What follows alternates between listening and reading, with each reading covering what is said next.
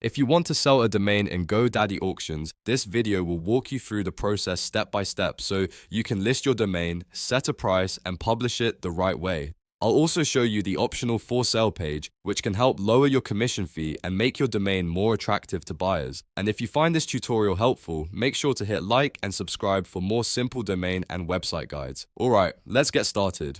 First, sign into your GoDaddy account and go to My Products. Once you're there, look for domains. This is where all of your registered domains are managed, and it's the starting point for listing a domain for sale.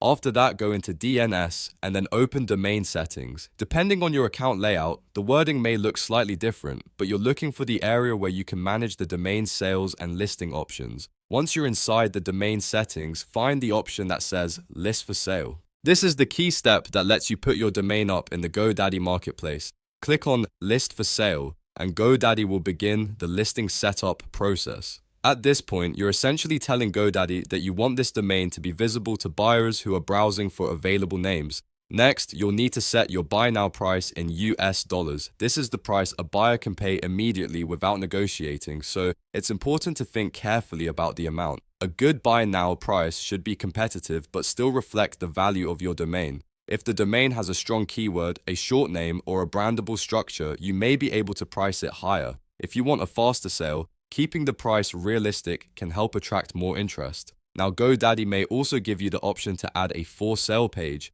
This is a really useful feature because it creates a landing page that shows visitors the domain is available. It can also help lower your commission fee by 40%, and according to the setup prompt, it can double your chances of selling your domain. That makes the for sale lander worth considering, especially if you're serious about getting more visibility and making your domain look professional to potential buyers. If you decide to use the for sale page, make sure everything looks clean and clear. The goal is to make it easy for a buyer to understand that the domain is available and ready to purchase.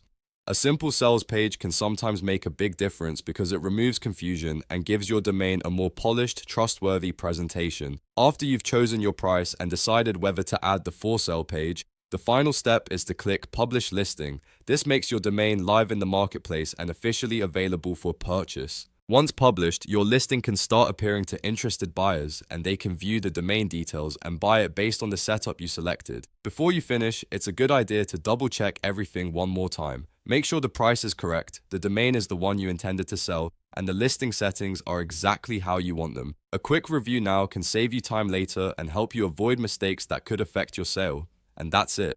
You've now learned how to sell a domain in GoDaddy Auctions by going to your domain settings, selecting List for Sale, setting a buy now price, optionally adding a for sale page, and publishing the listing. If this video helped you out, please like the video, subscribe to the channel, and turn on notifications so you don't miss the next tutorial. Thanks for watching and good luck with your domain sale.